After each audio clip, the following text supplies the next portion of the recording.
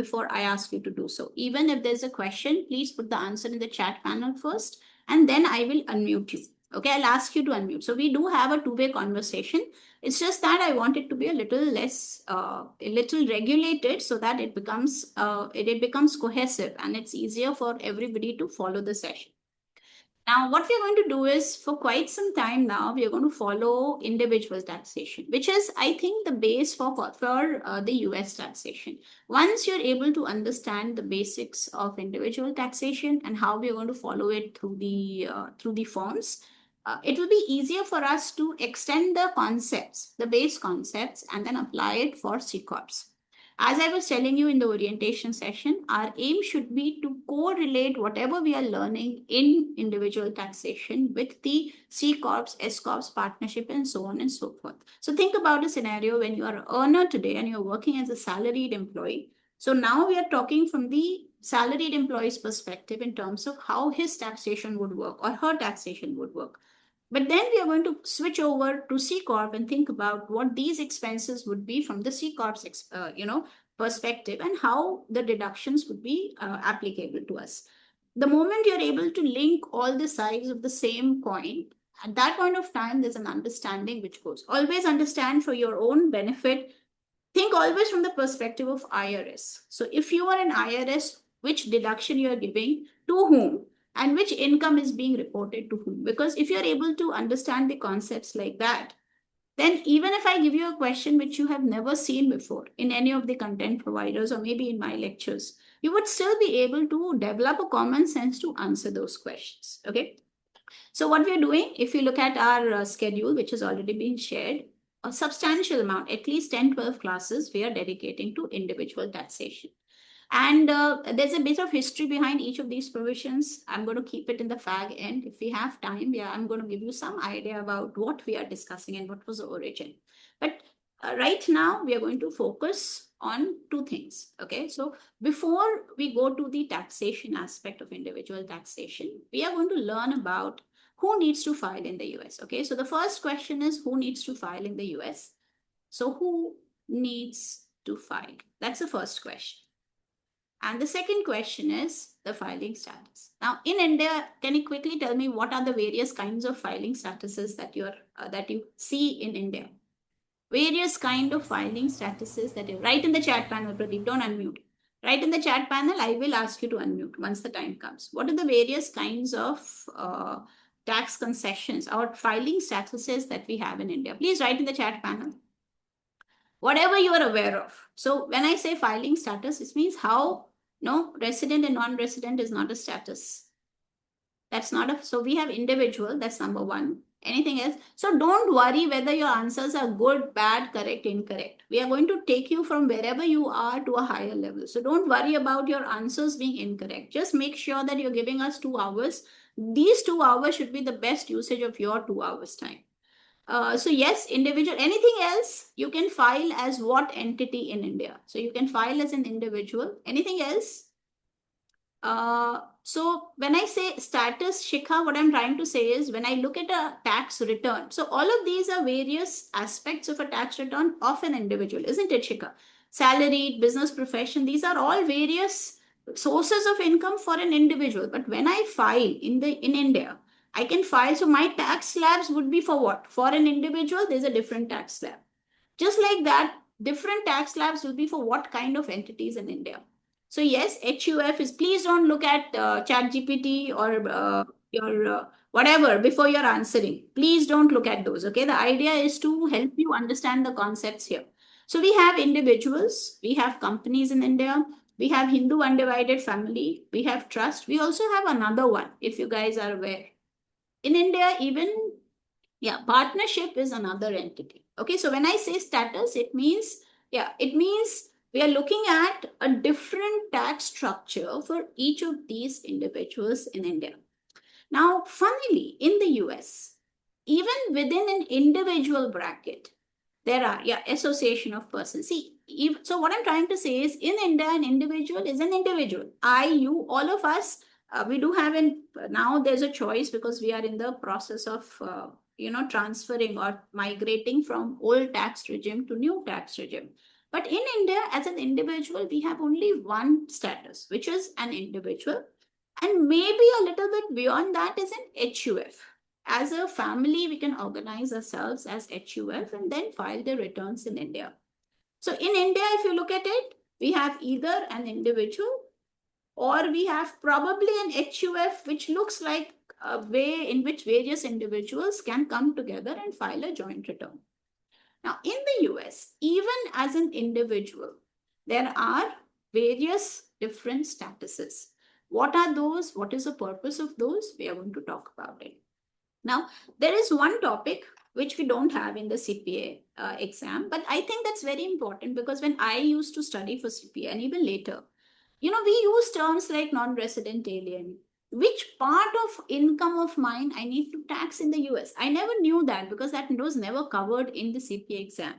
But I think we're going to start from there. And this is only for your information. You're not going to be tested on this. But I think it's a very important missing piece of puzzle in the US CPA syllabus because without this, as an Indian, so I'm not somebody who's staying in the US or born in the US. As an Indian, I am totally lost when I'm reading the status and everything because I don't know if I go and start earning in the US, will I have to pay tax on it? Or if, let's say, my sister who's a US citizen, if she comes and stays with me in India and she works in India and she gets some income, will she go back to her US tax return and report that in her return? So on what income are you going to pay tax? So that is one thing which we are going to do only at a conceptual level. You are not going to be questioned on this, but I think this is the starting piece of the puzzle without which you will spend a lot of time figuring out what we are doing. So we are going to start with the first thing, on what income who is supposed to be paying tax in the US. As simple as that. We're going to first talk about that. And then we're going to talk about when are you supposed to file your tax return, what is the due date, and of course, what's the filing status. Now see, this is very important. If you have a US citizenship, then of course, you are a US citizen. And if you're a US citizen, you have the highest level of tax that is leviable on you. We are going to discuss it.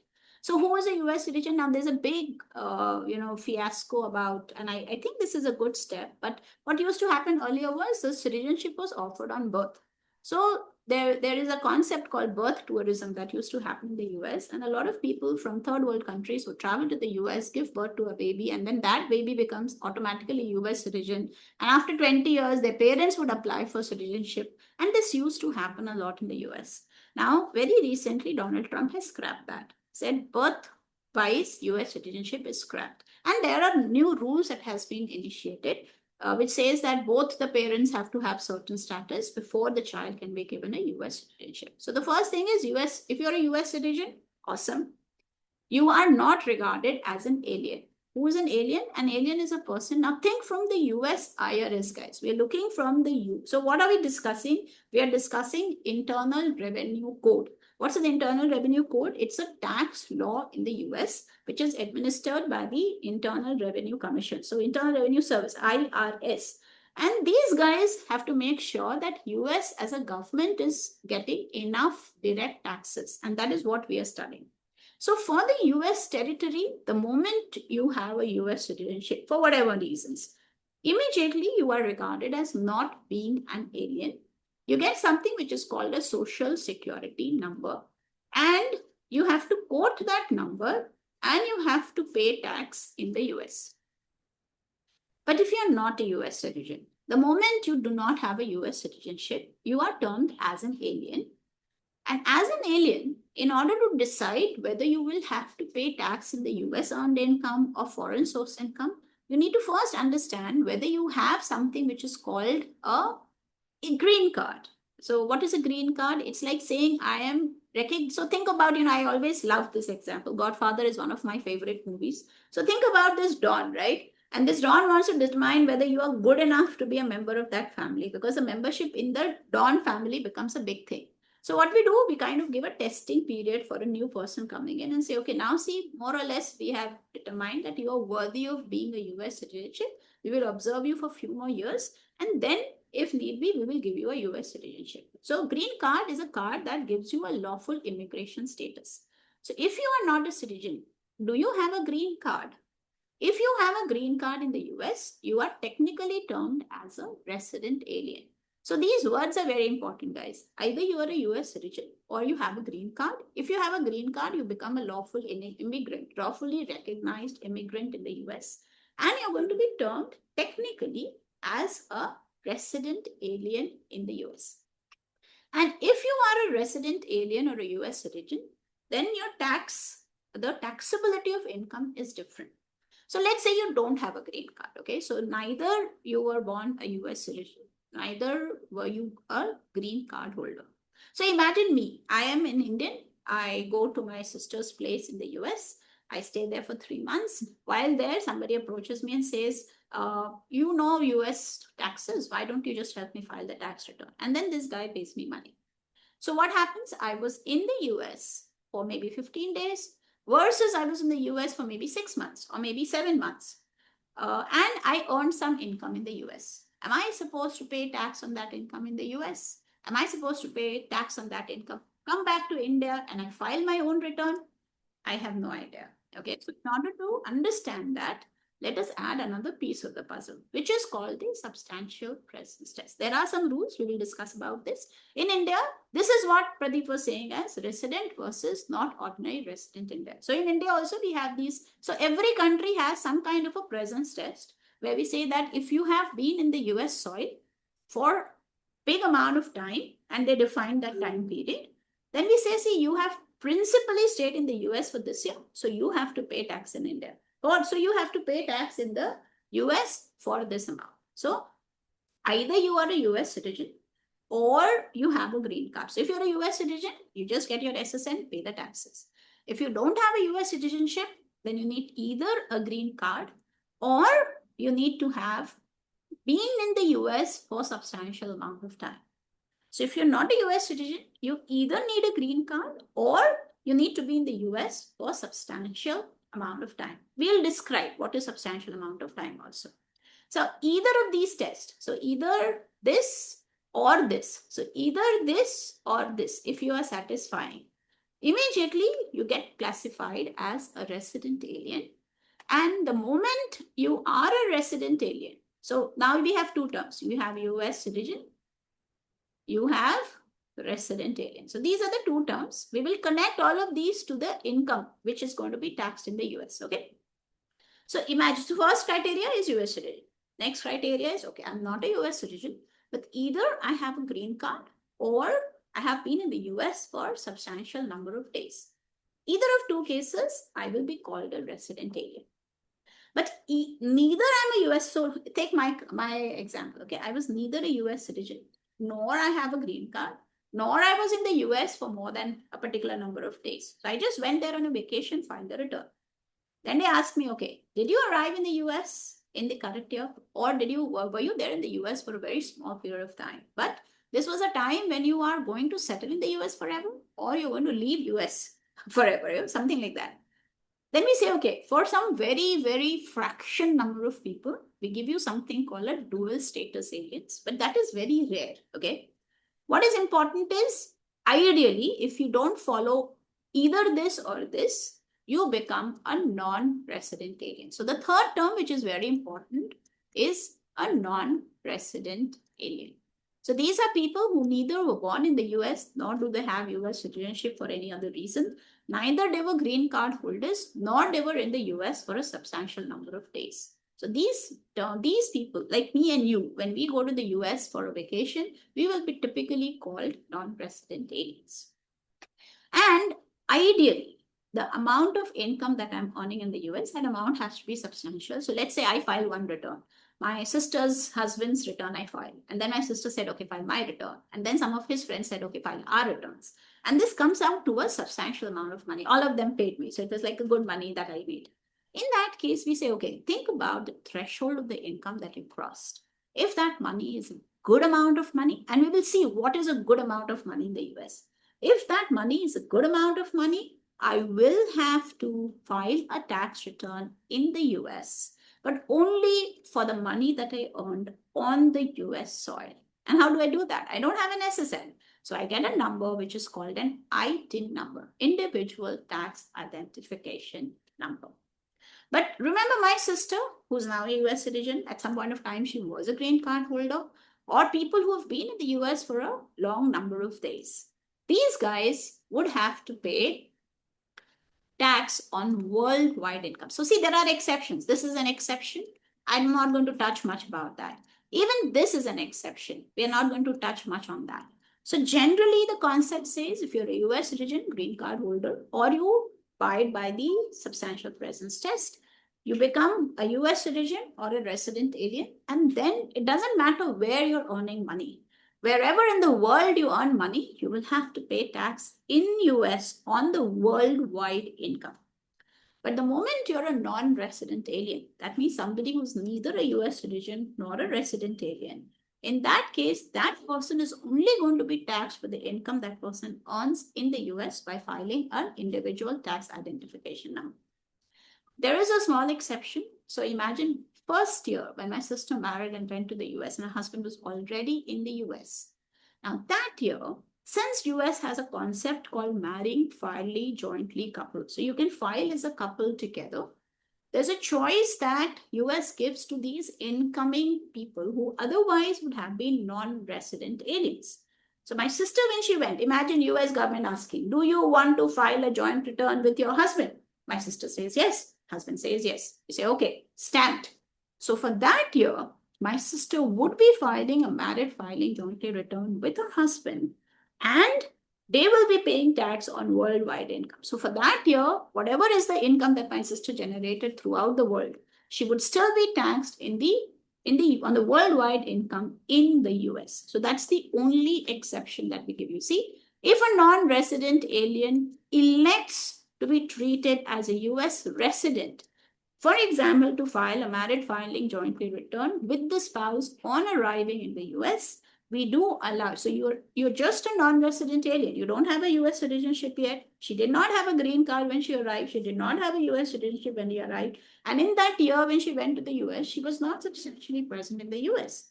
But because she got married and because her husband was in the US and because they chose to file an MFJ, she would be treated as an MFJ. So that's the only exception. Okay, now before we proceed further, just one small thing. So I've given you some concepts here. What's an SSN and what's an ITN? Who's a green card holder? Just go through it. Okay, and but again, I'm not interested more in the exceptions. I want to know the norm very well. Why? Because we keep using the terms non-resident aliens, worldwide income. You will see these terms will get used throughout our lectures, but we have never defined it because it's not a part of your US CPA syllabus. So I think it's important that you know it conceptually. Now, again, what's a substantial presence test? So in the US, we say in the current year, you have to be in the US for at least 31 days. And you have to meet a total of 183 days, but it will be weighed. In the current year, your 1 day is going to be treated as 1 day. But in the year before the current year, so the year before, so prior year, you are going to take 3 days and count it as 1 day. And in the year which is prior to prior year, okay? And in the year which is prior to prior year, you're going to count 6 days as 1 day. So what's a substantial presence test? You need to hit at least 183 days on the whole in the last 2 years, including the current year. So this year and the last 2 years, you have to hit 183 days. And you have to be present in the US for at least 31 days in the current year. So very quickly, can you tell me, for this particular person who has been physically present in the US for 120 days, in each of the years 1, years 2, and years 3, determine whether you have met the substantial presence test for year 3. Can you tell me what's the answer for this? Give me the answer in the chat panel. Give me the answer in the chat panel. Go slow, but just use this concept and give me the answer in the chat panel.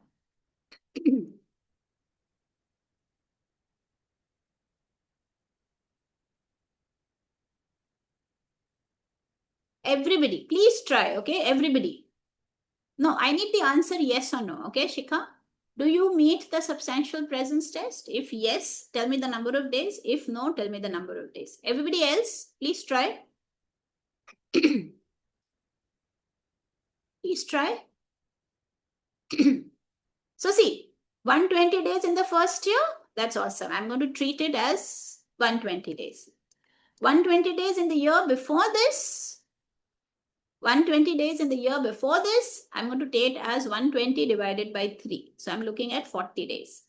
And the year before that, I'm looking at 120 divided by 6. That is 20 days. So it is adding up to 180 days.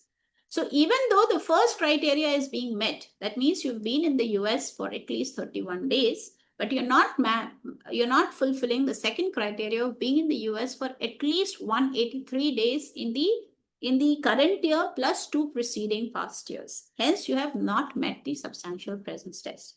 Now, why is it important? Because you need to know on what part of income would you be taxed. If you're a non-resident alien, you would be taxed only on that part of income that you earned in the US, and that too also if it is above a particular threshold. And we will see what that threshold is. But if you are a resident alien, so these terms are important, okay? Just be mindful of the term US citizens. Now, this is easy, everybody knows this. But when you are being told a resident alien, the moment you hear resident alien, in your mind, you should know that this guy either has a green card or meets the substantial presence test, and this person would be taxed on worldwide income.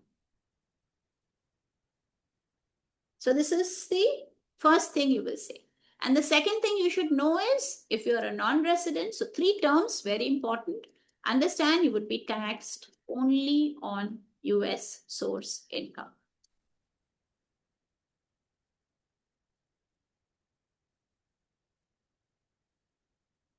Okay, is this clear? All I want you to know are the 3 terms: US citizen, resident alien, and non-resident alien. And when these non-resident alien, and when these 3 terms come, you should know what are we talking about, what source of income are we going to be taxed, and where. Is this clear? Anybody, any questions? Because then we will move on to the next concept. Clear? I still see a lot of people not answering my. If you're in the class, guys, that's the beauty of a class, which is a live class. You have an option to answer. Please don't bother about whether the answer is correct or wrong. I am not supposed to judge you. If I start judging you, I am not a good mentor. And others in the class are not in the position to judge you. They are in the same. And please remember, it's only your final exam which is important. Everything else is preparation. Okay? Okay, so when are we supposed to file in the US? So if I go to the US and I'm there in the US for 20 days and I help 5 people file their returns, and let's say each of them, I don't know what is the ongoing date for filing a return, but it's a good amount of money, I've heard. But let's say if the ongoing rate is $200, just on a safe side, I earn $1,000. Am I supposed to hire somebody and file my tax return in the US, or am I supposed to file my own return in the US? The answer is probably yes. Let's just see. So when are you supposed to file your return in the US? Now, if we see, okay, the first thing is US, again, there is a history behind this, a very good history. I will inform you later when we come to standard deduction. That when Donald Trump came into power, this guy said, see, I don't want a lot of immigrants. That was his election manifesto. A lot of immigrants have rotten the US economy. Let them all go back to their own countries. He built a wall. So there were, he's building a wall in the Mexico, that entire place. And if you look at what economists say the moment you stopped, all of these Mexican laborers, when they went back, it's not that the US guys who were hiring Mexican laborers earlier, they started hiring US guys. They didn't do that. They just replicated, or they just replaced the manual labor with mechanized labor. So the jobs which are being lost because the immigrants are not coming to the US, those jobs are not going back to the US for sure, because an employer who is used to paying less amount of money would never agree to paying more amount of money to anybody in the world. Okay. So what happened was, before Tax Cut and Jobs Act, so that was a big act that got introduced in 2018 when Donald Trump came to power. And the other big act that came was the One Big Beautiful Bill, which is this year's act, which you would be studying, okay? So what happened, what used to happen earlier was there was a personal exemption. So if I have 5 heads whom I have to feed, I can take an economic advantage of feeding 5 heads. So the more immigrants I have, the better it is, because the more dependents I have, the better tax returns I will be filing and lower tax I'll be paying. But they did away with that. And whatever was a personal exemption amount, he increased one big amount, which was called a standard deduction. And he said, nothing doing, forget all the personal exemption. There's a big amount of deduction I will give, considering there's a living expense in the US. For every income that you earn in the US, you will not pay tax till an amount which we call as standard deduction. Now, this is an indexed figure which keeps changing every year. I will tell you the exact figure when the time comes, but I think it is somewhere around 16,100 this year, which is a big amount, right? So 16,000 odd. Again, the specifics, we will get to it. In my opinion, know your facts very well, know your concepts really well, but know that these figures are indexed, which will keep changing every year. So if you are earning beyond that minimum amount, which is exempt from taxation, you will have to pay tax in the US. Also, now see, this is a big thing in the US. So for me, if I'm a self-employed and my income is more than or equal to $400, I will be paying tax in the US. Why? See, you have to understand the US economy. The economy today. So if I still remember standing on a crossroads in California, and everywhere the buildings that I saw, LinkedIn office, big, huge buildings, LinkedIn, Apple, Facebook, Meta, now it's Meta, Alphabet. And I just, for some moment, that thing flashed in my eyes that maybe 50 years, or maybe not even 50, 30 years back, none of these existed, right? So US came from ashes because of this entire new wave that came in. So self-employment is not taken as a small thing in the US, because any person who is working on their own may have the potential to build a Google or a Facebook or an Amazon or whatever you call it. So if you are earning more than or equal to $400, I don't want you to be outside the tax thing. And can you imagine, we're taking 400 vis-a-vis 16,000, right? We're very skeptical. The moment you're anybody who's earning more than $400, I don't want you to be outside the tax radar. So that's another thing that is important. Now, this is something which is a little difficult to grasp. I've seen a lot of students struggling with this, but I'll give you a scenario first, okay? So my sister's son, my nephew, he's now, I think 15 and a half years old. Now, in the US, there's a big concept of people who would work during the summers and earn some extra income, right? Now, think of a scenario when my nephew is working and earning. Of course, that amount is not much, but the employer will deduct tax at source and then pay this guy. That happens, right? Because any money that goes out from the pocket, as a person who is paying that money, I will have to deduct some minimum tax and pay that money to the person who's earning. Now, this guy who's my nephew, why should he not deduct? Why should he get that amount deducted? He's not earning anything, poor chap, right? So there is a concept called dependent. So ideally, in the US, there's this concept of a family return. So my sister and my brother-in-law will file a joint return. The child will be treated as a dependent on their return. So when my nephew is earning some meager amount of money, and for that meager amount of money, also some tax is being deducted. Of course, he would want to go to the government and say, see, I'm a very small chap, don't deduct my money, pay me back my money, give me the refund. But how can he take that refund? He can only take that refund not via his parents' income tax return, but via filing his own return. So we call it a dependence return. So even though my nephew is a dependent on somebody else, my nephew would still file a return in his or her name. So a minor can file a return. A person who is really earning a very low amount of income and living off of somebody, even that person may file his own return. But again, the concept is we talk about the passive income. So we are going to discuss this in a little more details later. But what we're trying to say is US is very skeptical about these dependence returns. Why?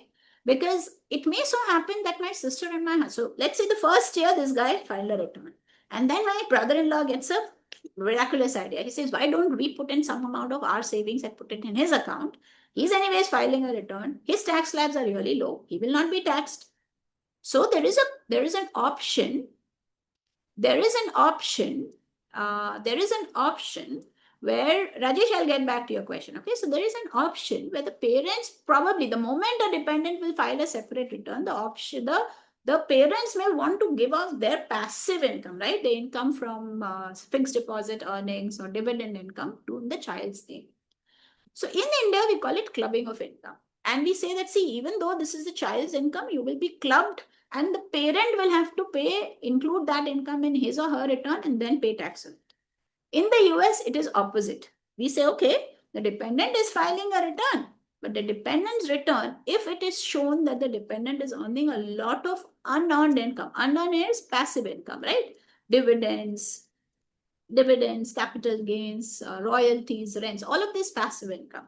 So if a dependent is earning a lot of unearned income, and we have given some thresholds, we will go to it when we are discussing standard deduction, not now. Just to give you a concept, right? So they say my nephew, let's say my second year, my brother-in-law started acting a little, funny, and he said, okay, let me put in my savings in his name, and he will get some money, and he will be tax exempt. IRS will come and say, okay, I understood that you are acting very smart. Now what I will do is I will let your son file a return and pay tax at a higher rate. At whose rate? At parents' marginal tax rate. So if my brother-in-law is a high income payer earner in the US, paying tax at 37%, the child will pay tax on that unearned income at the rate of 37%. And this tax in the US, we call it kiddie tax. So to answer your question, Rajesh, will the dependent file a joint return with the parent? The answer is no. The return would be of mother and father, and they would claim a dependent in their return. So the parents will write as a dependent, I have this son, he is my son, and the age is so and so. And there are some deductions that I can get for the child. But it will not be treated as a family return. So that concept is in France, where even a child's name is there. That concept is in India when we have an HUF concept. In the US, it is strictly a spousal return, where the child is mentioned as a dependent, and there's some benefits that the parents can take because of the dependent child. Have I answered your question, Rajesh? Is this clear? So what we are saying, okay, I try to come back, okay, because it's very important to understand 3 classes of people will have to file their return in the US. If you're a salaried earner or if you're having money not from self-employment, then I'm going to wait till your gross income touches at least your standard deduction. If you're a self-employed, I will get all my antennas up, and I don't know whether you can become a next Mark Zuckerberg. I'm going to tax you the moment your income is more than or equal to $400. If you are a dependent on somebody else, but you are still going and filing your return, then I'm going to keep you out of my radar till the time you have not reached the standard deduction. But remember, this standard deduction is of the child, of the dependent. So this standard deduction is lower than the standard deduction for an adult, okay? So this standard deduction, which is applicable for the dependent. The moment you are earning more than what I've allowed you, you will have to pay tax on me. At the moment you are eligible to pay the kiddie tax, even then you will have to file your own return. So 3 different scenarios where you're supposed and you're forced to be filing a return. And if you don't, then there's a penalty, because then you have not abided by the IRS laws in the US. Now, again, this is not tested much, but I want you to understand that if you are a married filing separately couple, again, this is something which is right now, it's a little earlier to discuss this concept, but right now I just want you to register this. When we go and discuss it in the filing status, I will deliberate more on this. So this is one status that I don't want. I am an IRS and I don't want you to claim a MFS status. So what I'll do, I'll see, if you're an MFS, I will make it miserable for you in the US. So if you choose to file a married filing separately return, the moment you earn a gross income, imagine, I'm not talking about taxable income. Even if you have no taxes, if you're earning a gross income, even if you got a $5 on the floor and you lifted it and somebody saw it, even if you've earned that $5, you will have to pay tax you have to file your tax return in the US. So which is the tax return? Return 1040 in the US. As simple as that. There is nothing that I'm going to avoid. So that's the simple reason why I don't want you to go and file a married filing separately return. Okay. Okay. Is this clear till now?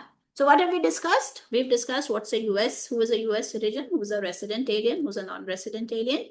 US citizen, resident alien pays tax on worldwide income in the US. Non-resident, and they file there with their SSN numbers.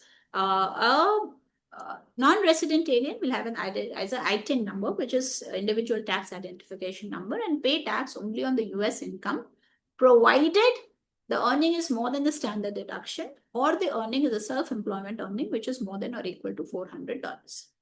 Apart from that, the third category is our dependents. who are earning more than the exempt amount, either as a standard deduction or they are having a passive income for which they are paying kiddie tax or they are eligible to pay kiddie tax. So these are the three categories of people who will have to compulsorily file in the US. Okay, is this clear till now? Anybody, any questions? 1 minute. Okay. Now see, this is important. When are you supposed to file the return? What is the due date? So one thing I want you to understand is US follows a calendar year. There are some, complicated provisions about when can I change the calendar year, but that is outside the scope of the your CPA exams. Okay. So generally, when I say calendar year, it is 1st of January to 31st of December. See, India follows fiscal year. We start from 1st April and we end on 31st of March. That's called a fiscal year. In the US, it's always calendar year. So for your exam, it is always calendar year. So this is the year 2026. Now, when this year will end, we will wait for next 3 more months. And on 15th of April, that means 3.5 months after the close of the taxable year, you're supposed to be filing the return and paying the tax. So see, what I tell you is general rule, April 15th of the following year. So for us this year, April 15, 2027 will be the due date on which you will have to file your return and pay taxes. So whatever tax is due on the income that you have generated till last year, you will have to pay tax on it, square off everything by 15th of April, you file your return. But let's say for some very, very emergency reasons, I am not able to file my return on April 15th. Then what do? We say, okay, if you're not able to file your return, see, I don't care. So I am not sensitive the moment it comes to my collection of taxes. I'm very clear. See, every time, remember the budget of the next year is dependent on the tax collections of this year because the government works like that, right? I need to know what is my collection this year. Then only I can plan my budget for next year. And that is why the IRC code is made like that, right? So I'm saying very clearly, see, I cannot let you mess up with my budget. Even if you want an extension, I can consider, okay, you are sick, somebody died. Okay, I can understand all of that. But first you pay me the money because money, I don't want to distort my budget. Whatever happens, the payment of money cannot be deferred from April 15th. If you want, I can consider you to file your return after an extension of how many days? After an extension of 6 months. Okay. So I can give you an extension of 6 months.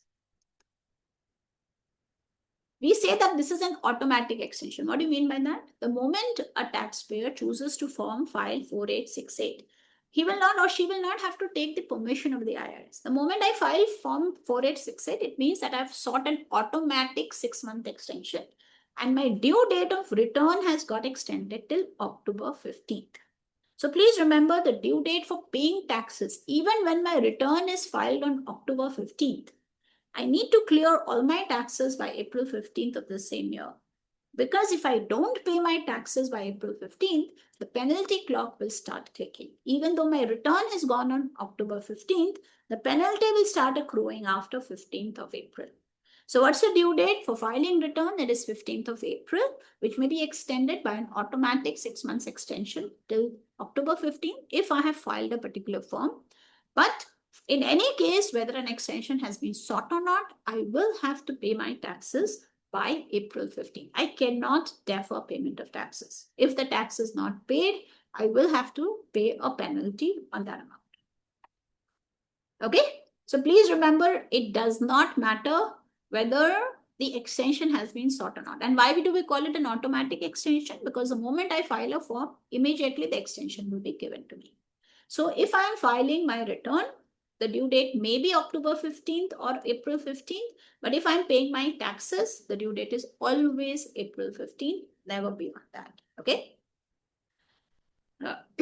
So we have completed 2 topics for our discussion so far. We have discussed the nationality, the taxability. We have discussed who is supposed to be filing the return in the US, under which conditions, and when is the due date for filing return and paying taxes. Now we go to the third concept, which is actually the most important concept, which is called the filing status.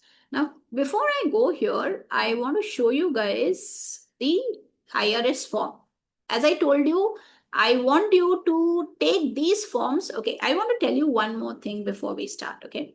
Now, see, we will be reading 2026 provisions in the CPA exam for only for regulation. The due date of testing for, let's say, for 1st July. So every 30th of June, the tax law changes. You guys would be studying 2026 provisions.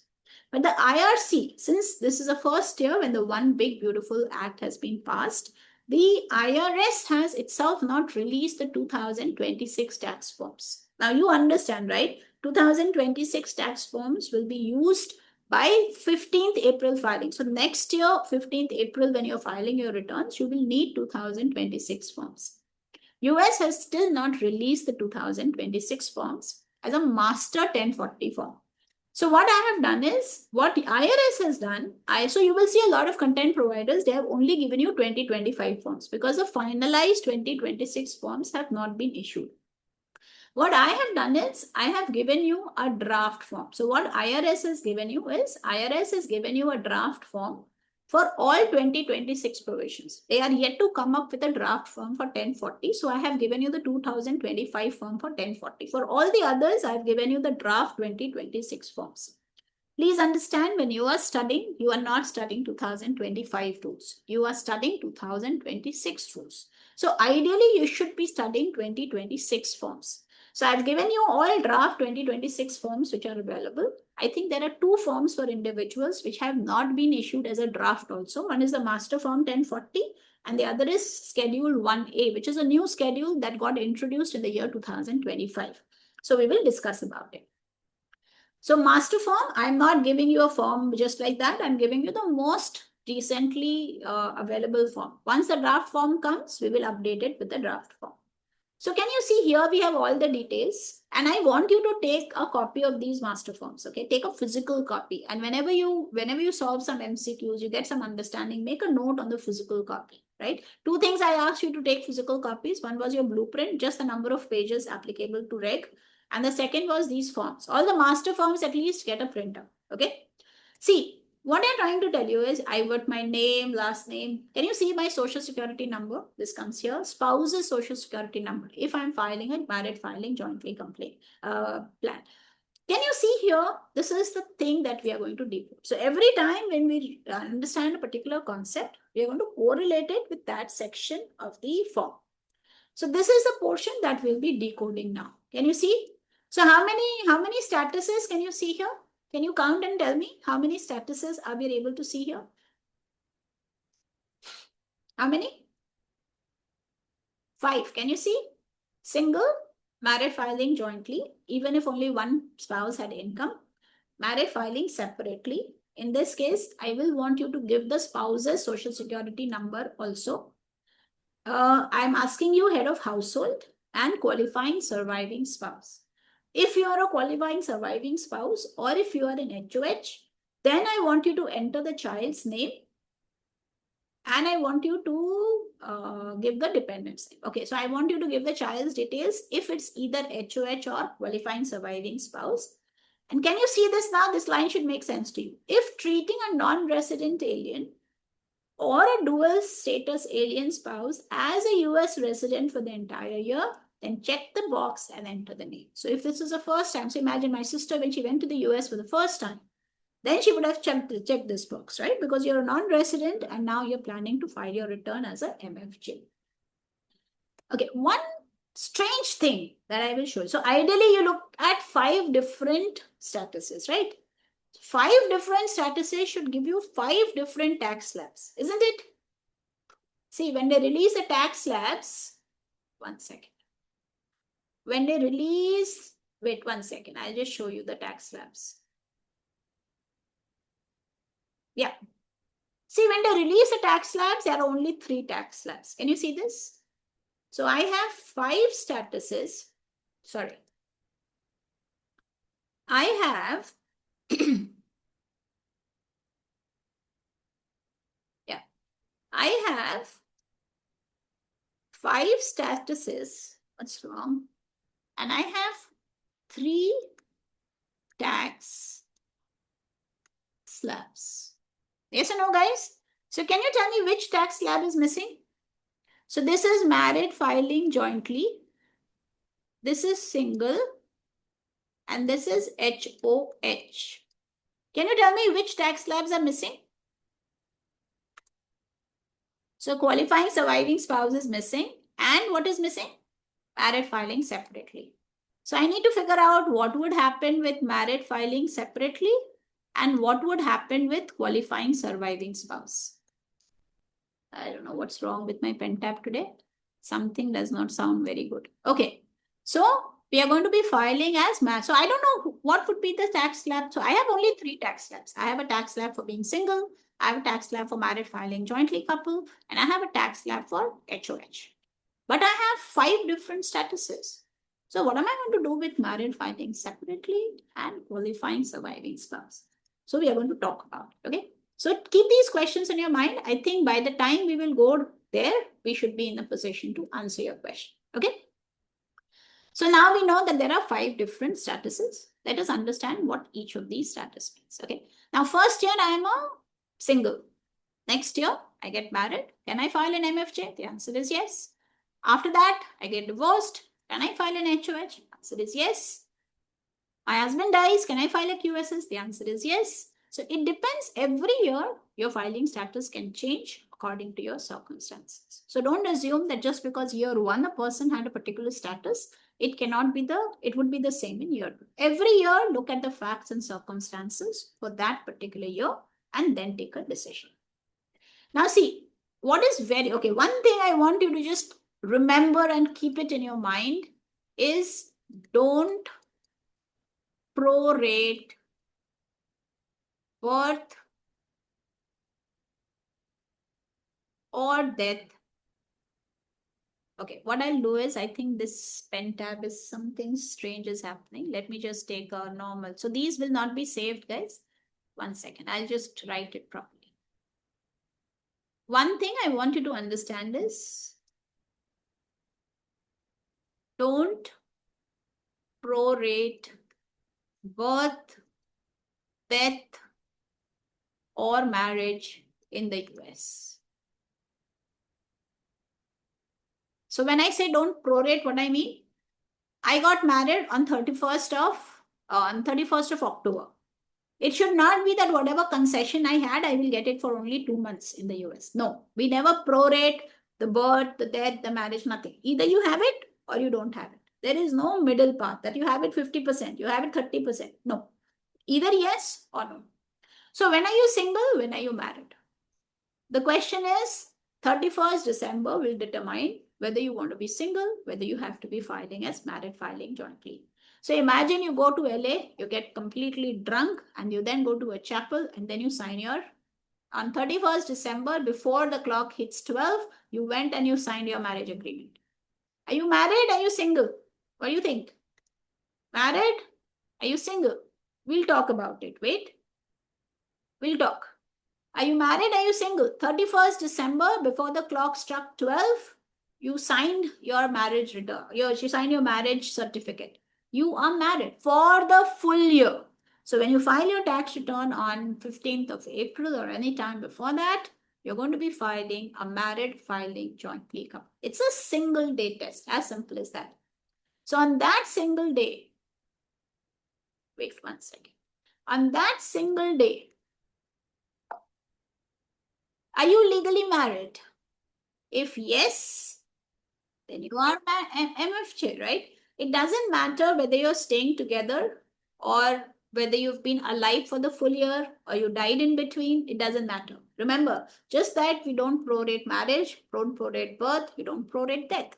So always remember, in the year of death, except if the surviving spouse remarries, except in the year of death, the return would still be a married filing jointly return if there is no change in the marital status of the surviving spouse.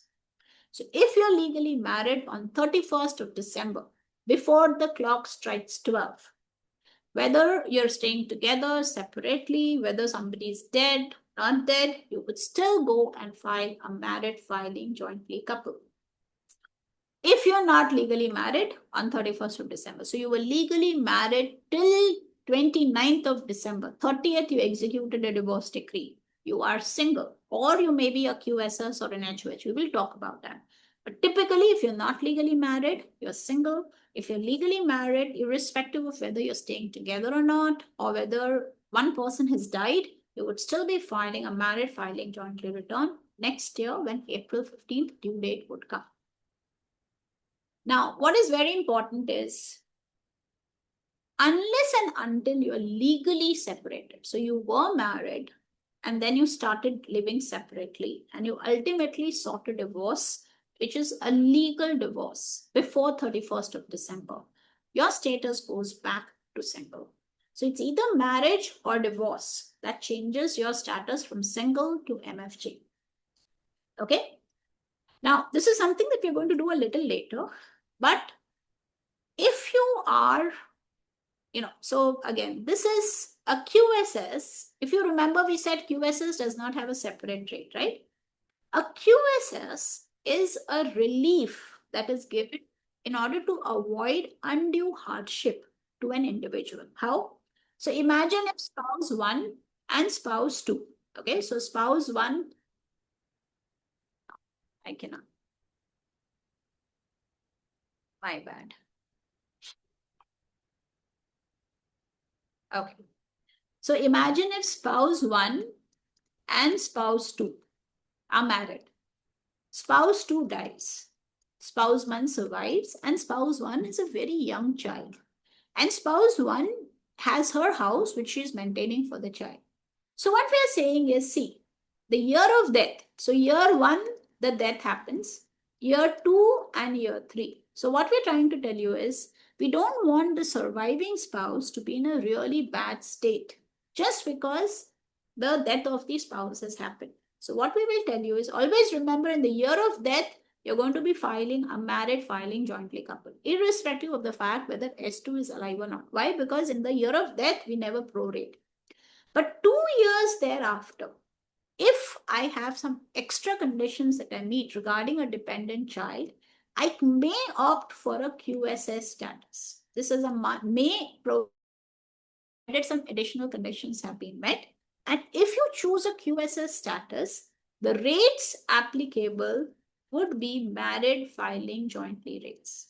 Okay, I will show you the tax slab where you will see single rates are very high. Married filing jointly rates are the best. And HOH is somewhere in between married filing jointly and married filing and single. So what we're trying to say is, in the year of death, it is MFJ. But 2 years after the year of death, if you had a dependent child for whom you have maintained your principal residence for the whole year, for the entire year, I will let you take the benefits of MFJ rates by applying the status as QSS. So what rates are applicable for a QSS individual? You don't need a separate tax slab, right? I'm giving you the married filing jointly rates. So you don't need a separate tax slab. Is this clear to everybody? The status becomes QSS only 2 years, for only 2 years following the death of a spouse, provided you have some addition requirements you're complying with for a dependent child. If you choose a QSS, you would still have the MFJ rates applicable to you. Is this clear to everybody? We will touch on this again when we are doing QSS. But please remember, 2 years after the year of death, you may still go and use the benefits of joint return rates. In that case, you get a deduction as QSS. Now, a couple of things. Please remember, single is somebody who's neither married nor QSS nor HOH. So if you have any other rates possible, please go and take it, because the single is the highest tax slab attractive rate. Now, in the US, they have finally legalized same-sex marriages. So even same-sex couples would qualify as MFJ couples. Now, again, there's a big history of this in the US. If we have time at the end of the session, I'm going to touch that history today. But see, what they're trying to tell you is, the moment you file a married filing jointly couple, each of you will become jointly responsible for paying the entire amount of the tax. So if your total tax is maybe $6,000, 2 spouses are earning, each of the spouse individually will be responsible for paying 6,000 if the other spouse backs out. So they're jointly and severally. So the liability of each one of them can extend up to $6,000 if the other person backs out. Why? Because US government is going to look at you as a joint entity for paying taxes. Single, not married, or legally separated. Married filing jointly, married, or even if married and died, doesn't matter. Married living separately doesn't matter. The year of death is always married filing jointly. So we have done what is single. We have also done what is married filing jointly. Now let's go to three more, right? So we have single, married filing jointly. Then we have married filing separately, HOH, QSs, okay? So what is, one second.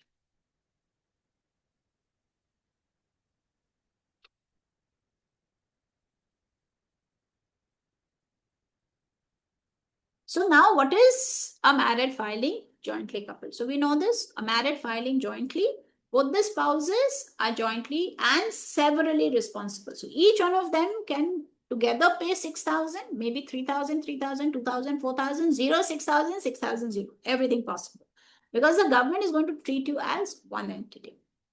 Now see, married taxpayers generally cannot file a joint return if either one is a non-resident alien. Obviously, the example was my sister. When she went to the US, she was a non-resident alien. So general rule, you cannot file an MFJ return unless there was an election made to treat a non-resident alien as a US resident for income tax purposes, in which case both the spouses must file a married filing jointly return.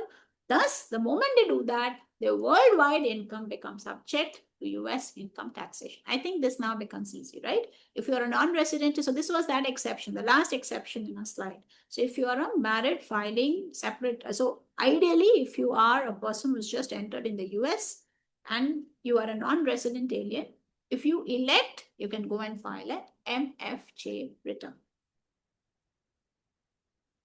Now let's look at the third vertical, which is married filing separately.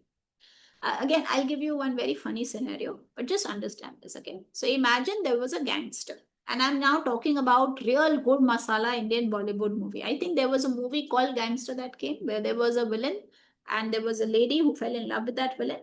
Now imagine if that taxpayer, so now think of both of them as US taxpayers. This is the lady who falls in love with a criminal, and the criminal says that, see, now I have a change of heart and I'm going to become a good guy. The lady knows that men are very slippery. So she says, okay, everything is great. We are going to get married, have a family, raise children together. But I don't want to be involved in your tax returns. As simple as that. See, in the US, it doesn't matter if you're earning the money legally or illegally. I could be running an illegal trade in the US and I will still be liable to pay taxes in the US. As simple as that. So the lady says very clearly, I don't want my financials to be mixed with yours. Or for the simple reason, I really don't know what you're doing. So tomorrow, if there's a big liability that comes to you, I don't want to be a part of that liability. So keep our finances separately. Now, if that happens, I know all the risk. I know I have to file my return. I know you will not give me so many credits. I know there'll be a problem with my status. I can't take HOS. So there'll be a lot of minus points. But I still think this is worthy rather than taking a risk of getting my finances mixed with the criminal's finances. If that happens, I can choose to file something called a married filing separately return. But the moment I do that, remember the tax IRS flashlight is going to fall on you, thinking what is wrong with you, okay? So it's possible if one spouse is not working or only one spouse has income for the year, in a set. Now see, this is a big deal in the US. You know, everywhere when you read it in your books, probably you will just skip it. But you won't imagine that there is something called the community property states in the US versus common law states in the US. Is anybody aware of this? Community property state, one example is California. California is a community property state in the US. I'll just give you the names which are big names. And common law state or separate. So this is called a common law state, okay? So this one is called a common law state. What is wrong with you? And I have to keep on doing that.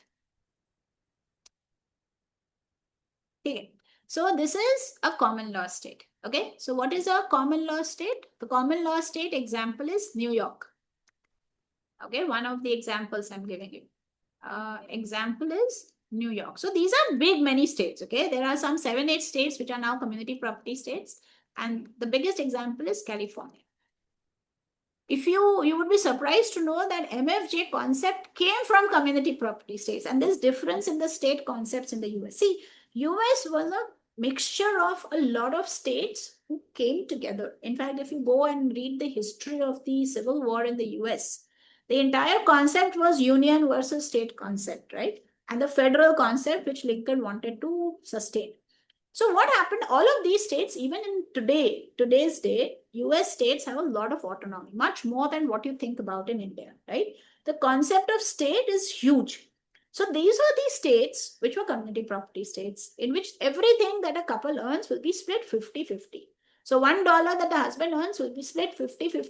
And if the other spouse is not working, overall their tax would go down by as much as 42%. But there were other states which were separate property states. So spouse 1, spouse 2, spouse 1 earning, spouse 2 not earning. Spouse 2 will not pay any taxes. Spouse 1 will pay the highest tax slab. Why? Because spouse 1 is a high earning income guy.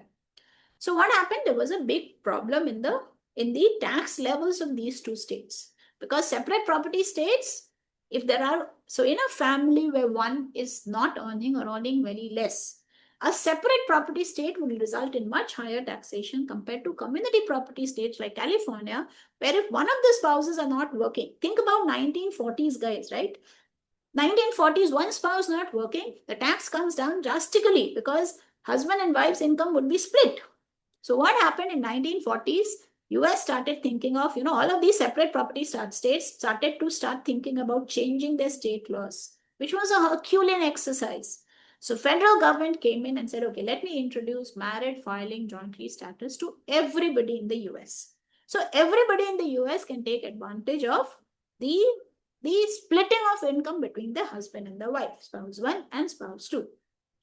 But that was 1940s. And that benefited when both of them had, both of them combined income would be low. Why? Because one of the spouse was earning substantially less. But now it's not good. Why? Because now both the spouses who are becoming high income earners are actually paying tax at the highest tax slabs currently. So now with the double income family income, we are calling it a marriage penalty. In fact, world over, we are now going back to individual tax slabs. In fact, in the year 2026, this year in March, Switzerland passed a law in which they said that we are going individual. We don't want to be joint anymore because these concepts are now causing an increase in taxation burden in those families where both of the couples are working at a higher. So now the world is going towards individual taxation. They don't want joint taxation because now marriage is becoming like a penalty rather than a benefit. But that was the history. But in the US, it will not be that simple. Why? Because US still has these concepts of common law states and community property states. So if both of the income earners in the family are high income earners, they ultimately end up paying higher taxes if you are filing a married filing jointly couple. I was researching, there are other countries in the world. Do you know, guys, which is the country which has the most efficient tax regime in the world, according to economists? Do you know which is the country which has the most tax efficient in the world? Not Singapore. I'm talking about a country. Hanuman, country. The taxes of a country, right? Not Singapore. I'm not talking about the companies, guys. I'm talking about the country. Which country in the world is supposed to have the most favorable tax regime? New Zealand is one, but it's much lower in the tax. It's Estonia. If you have time, go and research on Estonia, okay? What is Estonia? Estonia has a very simple structure of taxation. They have a direct slab rate of 20%. For the companies, if the amount is reinvested, don't pay any tax. Only the amount which is distributed, pay tax. So they have a lot of benefits of taxation. So Estonia, according to economists, is a country which has the highest and the most efficient tax slab. So you will see some very smart individuals nowadays who are freelancers who can go and work anywhere because they're working from home. They go and set up their company in Estonia. Okay, so Estonia. So now what happens if you're a married filing separately couple? Okay, I'll tell you first, what are the disadvantages? If you are a married filing jointly couple, there is a big disadvantage. What is the disadvantage? If one spouse itemizes, the other spouse must itemize. So the moment you file separate returns, you will see later that you can either standardize or itemize. Now, it's like saying you are not joint. You were joint at the hip. Now you have separated.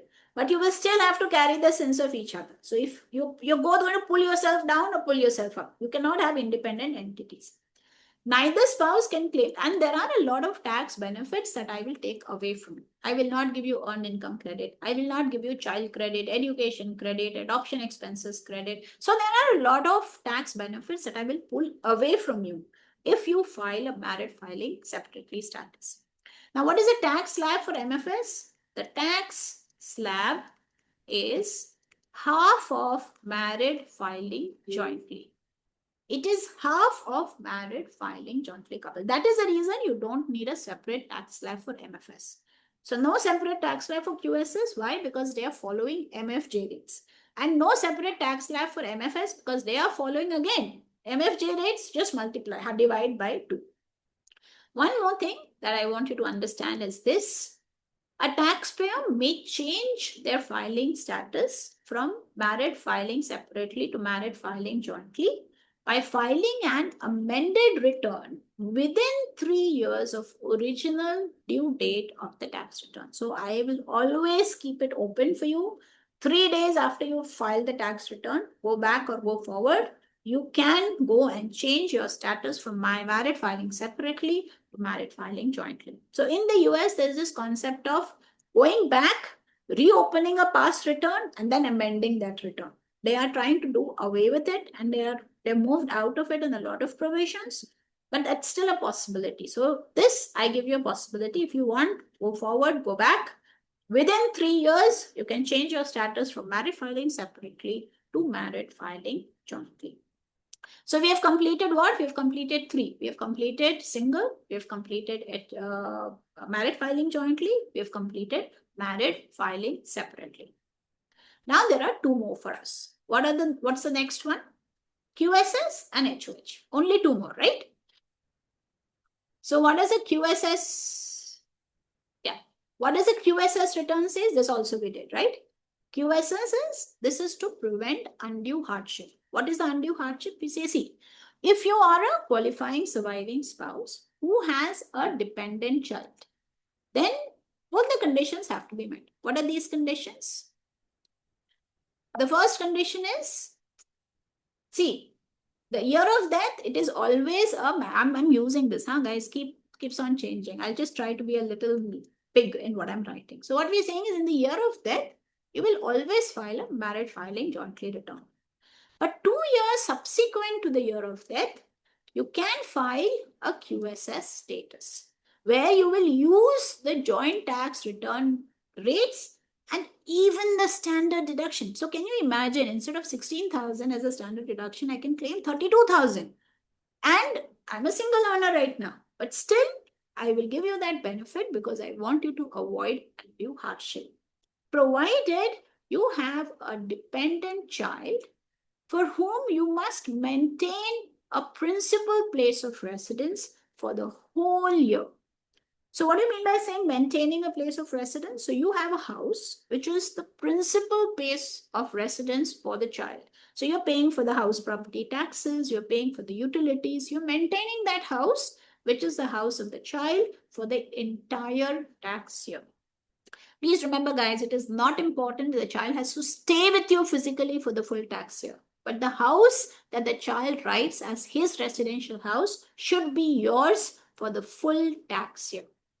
And please remember, this is the only provision where the child will not include a foster child. You will not have a foster child. Now, see, in the US, there's this concept of foster child, which is very common. What's a foster child? Somebody who's from, let's say, poor background, maybe a refugee, and you kind of give that child into the house of affluent people or people who can afford it. and that person becomes the guardian of the foster child. There was a very good movie. I keep forgetting the name, and somebody in the class reminds me. What was the name of that movie where I think it was Sandra? No, it's not adoption, Rajesh, but you become a foster parent for that child. So you will not legally still be called a parent of that child. You will be called a foster parent. You know, there was a movie where there's Sandra Bullock, and then there's this pig. Yeah, Blindside. Yes. So that child becomes a foster child, which later on this lady adopts, right? Please watch that movie if you want to know what is foster care. So people from, in fact, if you read a lot of books also, you will see these refugees maybe put as foster child of from some families in the US. But that's not adoption. You are still called foster parents. You're not called adopted parents. Okay. So I can claim an adopted child as a QSS if the spouse dies, and 2 years after the death of the spouse, I have maintained my house, which for the entire taxable year is the principal residence of the child. So it will include an adopted child. It will not include a foster child. Now, another thing I want you to explain is, guys, child is a very loose concept in the US. Okay. Two things. Okay. One, I want to expand. This is very interesting because in India, it does not. In India, when we used to do tax laws, we would see the definition of family, spouse, child very well. In the US, they have called and they've used the word child for your child, your grandchild. So basically, in your family line, your brother, brother's child, your sister, sister's child are all child. Even your brother and your sister are child. So basically, in the same family lineage, whoever is born is a child. But funnily, and this I want you to understand, is in your exam, it will not include the term nephew, it will not include the term niece. Maybe in the US, the term nephew and niece may be used for people who are like cousins, not from your family tree, but from extended family tree. So when you see nephew and niece, don't just assume it is your brother's son and your sister's son. No, it may be some extended cousin, son, or something like that. So nephew, niece, they don't include, but brother. So if they say brother's son, include it as child. But if they say nephew, don't include it in the child. Maybe that is something to do with the US way of addressing children as nephew and niece. Okay, is this clear? So the date of death, immaterial, year of death, never QSS. It is MFJ. 2 years after the year of death, if you have maintained a dependent child, a house, which is for the entire year the principal place of residence for the child, then you get to claim the advantages of taking the tax slabs of MFJ, also the standard deduction of MFJ, which is like double the deduction. Okay. What about HOH? We will do questions on this. Don't worry. Okay. Right now, it's very important that you understand the concepts really well. Who is a head of a household? We say, okay, a head of a household is a person who may be single, may be legally separated. And this is some unique provision in the US, which you will learn in the US. We call it abandoned spouse provision. Abandoned spouse provision. So what is this? We are living apart for last 6 months to the close of the tax year. So from July to December, you've been separate. 3 scenarios: either you're single, or you were married but legally separated, or you are about to get legally separated for 6 months close to the tax year. You have not stayed with your spouse and you have filed for an abandoned spouse provision. If that has happened, that means we're not looking at married filing jointly or married filing separately. We're looking at individuals who are alone, yet they can take a better tax slab than single.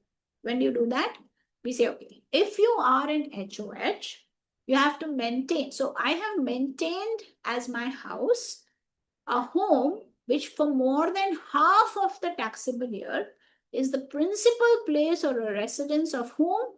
Of a child who must stay with me, of my parent who need not stay with me, and for a relative. So blood relative. Okay, please remember, not friends. I will explain this to you. Wait.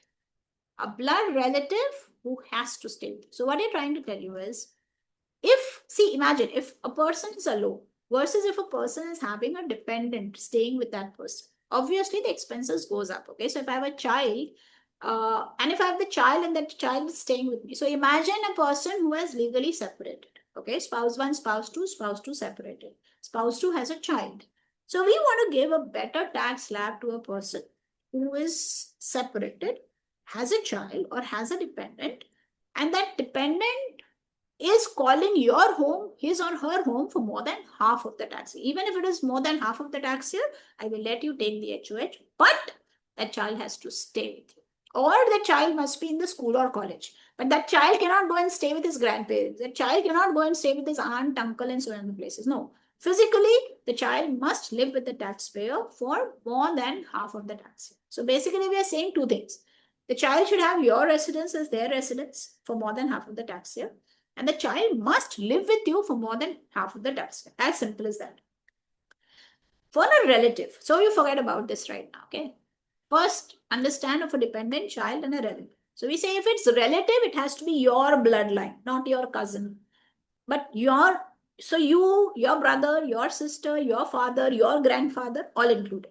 But it has to be relative. Cannot be your foster parents, cannot be cousins, cannot be unrelated dependents. So if it's a relative for whom you have maintained a home which was for more than half of the taxpayer, your residence for more than half of the year, and that person has lived with you, then you can call that person as an HOH. So imagine if my son goes to my sister's place in the US and stays with her, and let's say he goes in the hostel, but he says that my guardian is my sister, which for more than half of the tax year is that their principal place of residence. Can she treat it? The answer is the person must live. So yeah, college, it's okay, we'll allow. But yes, for that case, you'll say my sister is maintaining her sister's son. So it's a relative. And if my sister is single, she can claim an HOH status. Now, one thing is, again, this is something which will get a little better, because when we talk about a dependent parent, in the US, again, if you've seen the movie Notebook, do you see this lady when she becomes really old, goes and stays in a old age home or in a place where she's taken care of, right? So in the US, there are very, very detailed residences which are possible for people who are ailing, who are sick, or who are old age, having an environment where they can flourish, not in your home. So they say, let's see, imagine if there's a sick parent and that sick parent has to go and stay at a medical center. But you are the person who's maintaining their house for them. In that case, I will not restrict you to take the HOH status simply because the parent is not staying with you. If the parent is not even staying with you, we are okay. That means I want you to take care of your parents, even if it be for your just the normal benefits of taking the tax concession. Do that, but I want you to take care of your benefits. So I've removed the concept of your parents staying with you. So in the US, individual is very big, and it's very common for people not to stay with their parents when they're becoming old. In that case also, we say, see, if you are maintaining your house, which for more than half of the taxpayer is the principal residence of the parent, and if the parent is in some facility, some care, some nurse in place, even then I will allow you to take that person as a dependent on your return. So we will talk about dependency later. Right now, we're just talking about the HOH status.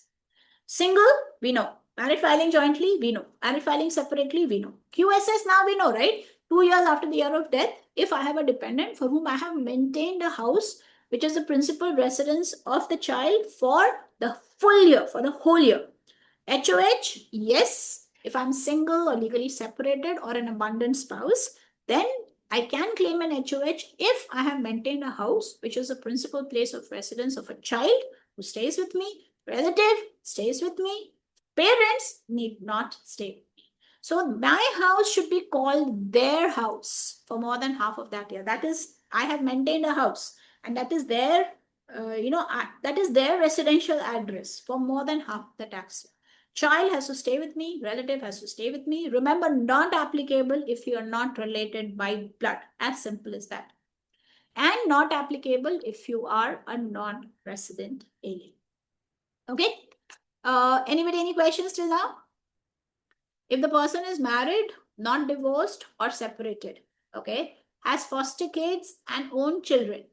Okay. Yeah, own children, yes. Foster kids, no. If it's foster kid alone, Shwarna, no. But if your own child is there, no. No, if you are married, not divorced, you can't claim an HOH. Shwarna, unmute yourself. Is this clear? Uh, See, if they're married normally, if they're married normally and having kids of their own, they would be filing married MFJ, filing jointly, MFJ, yeah, MFJ. But yeah. if they have foster kids, they won't be able to claim credit for the No, foster kids, I no. suppose, right? And On they cannot, so MFJ. credits, we will go to the credit section. But for the so let's say if you are a single individual, right? And you've taken a foster Hmm. child, you may get some credits for the foster child, but you will not be able to claim the HOH status. Your tax slab will be that of a single. Have I answered you? We are Okay. only Yeah. talking Okay. about the tax slabs right now. Is this clear? Yeah, not the credits. Yeah, I Tax got it. slabs Okay. cannot be for the foster child. Okay? Mhm.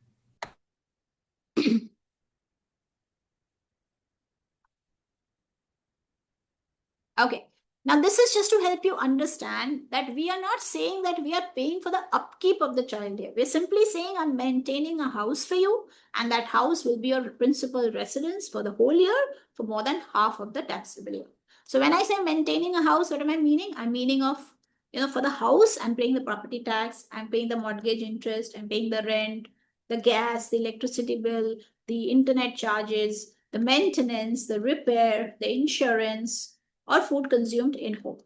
I'm not talking about your clothing, your education, your medical treatment, your life insurance, your transport, your vacation. All of these I'm not talking about. Okay. I'm just talking about the house and the maintenance of the house. Now, this is really important, okay? And I want you to take care of this. Now, because this is a provision that underwent a lot of changes in the US. Now, see, divorce is a big thing in the US, guys. And now we have seen how Jeff Bezos and some really rich guys, when they divorce, it's a huge problem in the US. Now, what they used to do earlier was they would say that if there is a couple, okay, imagine if S1 is married to some portions, this is happening, okay? S1 is married to S2, okay? They would say whoever is earning more, the child should be claimed as a dependent in that return. And the moment you have a dependent, then you can get an HOH status, right? Then they did away with that. It's like, no, this is a very selfish provision. What if the child is staying with spouse two? Then even if spouse two is keeping the child but having lower income, that spouse is not going to take the benefit of the child. So we did away with the higher income tax slab completely. And now what we are saying in the US is who is a custodial parent? What is a custodial parent? Custodial parent is a parent who has physical custody of the child. So we say, where is the child spending for more than half of the tax year? Physically staying. Whoever is that parent becomes a custodial parent, and that parent alone can become an HOH. Period. Nothing else. So what we're trying to say is, see, there is something called maintaining the child. So maybe the child's education expense, this expense, that expense is coming from the spouse who has separated. So imagine spouse one is earning a high earner, right? So this guy is a high earner. And imagine spouse two is a low earner. And spouse two is now taking care of the child. And the child is staying physically with child two. But spouse one is paying for the child's tuition fees, education fees, extracurriculars fees, medical insurance, everything is being paid by spouse one. So now they've said very clearly, I don't care who is paying for the child's upkeep. Who is the child spending time with physically? That parent is going to be the only parent who can get the HOH status. Now, see, in this case, let's say if S2, if spouse 2 is not earning money at all, in that case, spouse 2 may give up the right to claim the child as a dependent and she will fill up a form or he will fill up a form. And spouse 2 will come up and say, spouse 1, see, I'm not earning much. I'm not taking any tax benefit for the child. Why don't you go and take the child benefit of the fund? So claim the child as a dependent in your return. It is possible that a non custodial parent will give up the right for claiming the dependency of the child who is staying with you. That is possible. So now spouse one will go and claim the child as a dependent in his or her return. But can spouse one, just by paying money for the child, claim the HOH status? The answer is no. The HOH status is tied to physical custody of the child. Who is the child spending more than 6 months of the time? Only that parent can claim the HOH status. Simple. See, A custodial parent, in my example, spouse 2, who has released the right to claim the dependency exemption to the non-custodial parent by filing a form, may still qualify for HOH. So even though I'm not paying for the child's upkeep, this, that, and everything, I've given up my right. I will not say that child is my dependent child. But even then, because the child had I had physical custody of the child, I will claim the child on my return as an HOH. So I may not have a child as a dependent, but I can still be an HOH.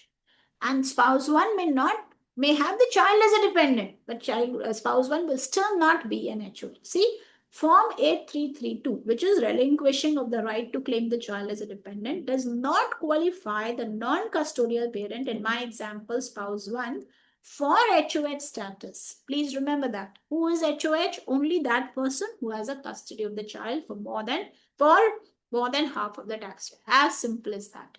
Can I give up my HOH status to the other party? Never. Can the other party get the HOH status because the other party has given up the dependency claim? Never. Is this clear? Anybody, any questions? Is this clear?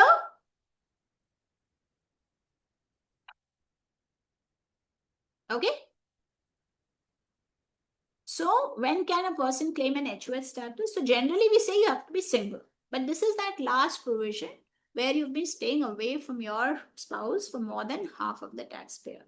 So when the taxpayer is still legally married but has lived apart from their spouse for the last 6 months of the year, the taxpayer may be permitted to apply the abandoned spouse provision. The taxpayer is considered unmarried for tax purposes and hence can claim the HOH status if that person has maintained a principal house as a principal residence for a dependent child who has stayed with the taxpayer for more than half of the tax year. A non-resident alien exception. Okay, see, when a married taxpayer spouse is a non-resident alien at any time during the year, and the election of choosing to file as resident alien is not made, the taxpayer is considered unmarried for purposes of HOH and claim this. So what are we saying? We're saying, imagine my sister who went to the US and she did not choose to file a joint return with her husband. In that case, if my sister is maintaining the house, which is for the child, for more than half of the tax year, in that case, she can still choose the status as HOH. The status may not be MFJ, but it need not be single. It can be HOH if the conditions of HOH are met. So these are the two exceptions which are very important. Just bear it in mind. Okay, now look at the rates, guys. Now we know single is the worst. Can you see? Immediately, the moment you've touched 12,000, you get 10% and above. And the moment your income becomes more than $640,000, immediately you get the highest tax slab in the US. For MFJ, can you see you still have advantage of another at least $150,000 where you're going to not pay the 37% tax rate. And the gradual increase is nearly double to that of a single. So you can avoid much more tax if you're filing a married filing jointly coupled return. For an HOH, it is somewhere in between.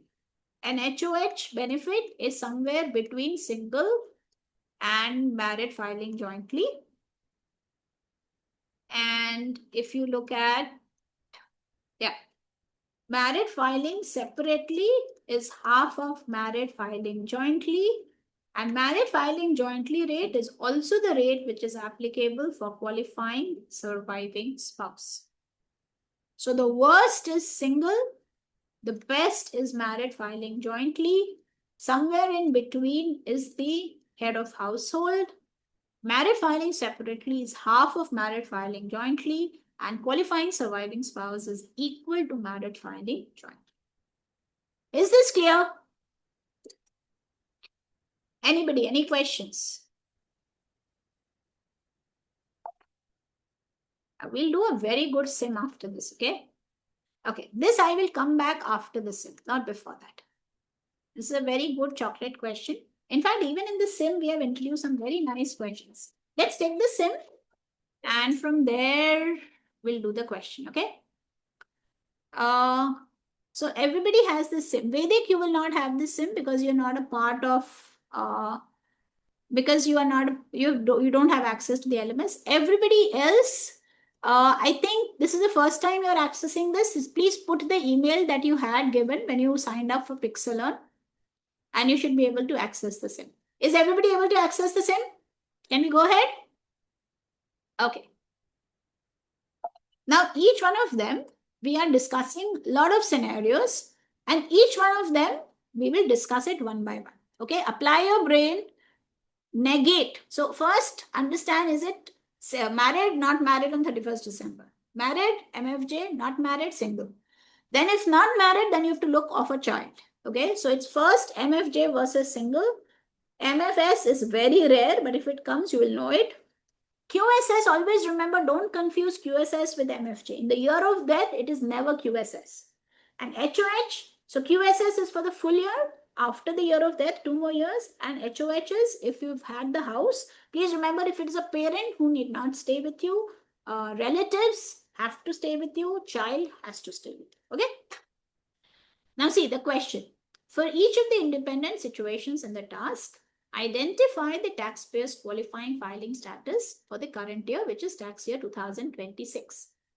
For married taxpayers, assume, Rajesh, if you look at your LMS, this is the SIP. Just click on the SIP, class SIM 1 filing status. You should be able to see it. Click here, it will ask you for your email for the first time, okay? So just click here, give your email, and you should be good to go. Okay, everybody. Have you found it, Rajesh? Yeah, I'm trying to find it. Yeah, just put your email, you should be able to access this. Okay? Okay. So whose turn is it? We'll start with the first person. Hanuman, okay? Shall we start? Others, Yes. please write your answer in the chat panel. So for each of the independent situations in the task, you're supposed to give me the filing status. And for married taxpayers, assume that they will elect to file a joint return if they are eligible to do so. Select the correct filing status from the drop-down. Okay? First question. Vanessa. This we are looking from Vanessa's perspective. V's husband passed away during the prior year, and the couple had no other dependents. Throughout the current year, we remained unmarried and paid the entire cost of maintaining her house, which was the year-round residence of the couple's 14-year-old son, whom she supported in full. What's the status? HOH. Okay. Whenever you have to think about HOH, first ask yourself, was there a death? Was there a death? Yes. When was the death? Last year. So 2 years after the year of death, you can get a benefit of married filing joint return, isn't it? Yes. So will you leave that to be an HOH? No. So this is the second year after death, right? Yes, second year. And you are maintaining your house, which for the full taxable year was the principal residence of your 14-year of your dependent child. Yes or no? Yes. So you become a. Married file So jointly. your return will be MFJ. Your rates will be MFJ, but your status will be QSS, isn't it? Yes. Have you Yeah. understood? Yes. You can't take the MFJ rate because the other person is not there this year, right? Your Yes. husband is not here this year, so you cannot file an MFJ. But if you have a dependent child who has been provided, whose principal residence is yours for the entire year, you can still apply the MFJ rates, provided you have chosen your status as QSS. Is that QS. clear? Yes. Is it 100% clear? Yeah. Okay, Janvi, your turn. Next. We're talking from B's perspective, who is unmarried and furnishes most of the support of his elderly aunt, Doris. He paid more than half of the cost of the nursing home in which Doris resided for the entire year. And Doris has no taxable income. Doris did not live in Brandon's home at any point during the year. What would be the filing status? Janvi? Unmute yourself. See. Yes, ma'am. What will be the filing status? Okay, what is the rule for HOH? See, I know it will not be MFJ, it will not be MFS, it will not be QSS. The only choice is between single and HOH. Yes or no, Janvi? Yes, ma'am. So for HOH, what is the requirement? It has to be a dependent child or a relative who is staying with you or a parent who is not staying with you. Yes or no? Janvi, is this clear? Yes, ma'am. So is it a child or a parent? Is it a child or a relative who's staying with you? First tell me that. Relatives. But is that relative staying with you? The relative staying No. in a nursing home, right? Yes. So child or relative has to stay with you, which is not happening. If that person is not staying with you, no HOH. Only if it's a parent who is not staying with you, we will allow you to take the HOH if they are in the nursing home, provided you have maintained your house, which is their principal residence, for more than half of the tax. Is this clear? Yes, ma'am. So what will be the status? Single. So no question mark after single. Huh? Single. Ekdam authoritatively simple.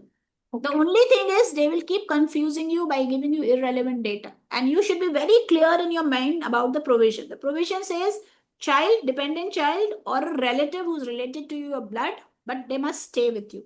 Parent, either a father or a mother who may be somewhere else, need not stay with you. So in this case, it's a relative, but he is not staying with you, a relative in the nursing home. Can you provide? Answer is no. It's single.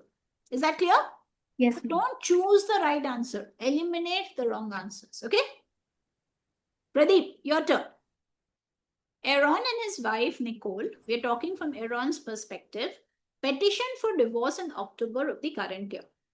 Although they lived in separate residences for the rest of the year, they never obtained a decree of legal separation and the divorce was not finalized until March of the following year. They have no children or other dependents.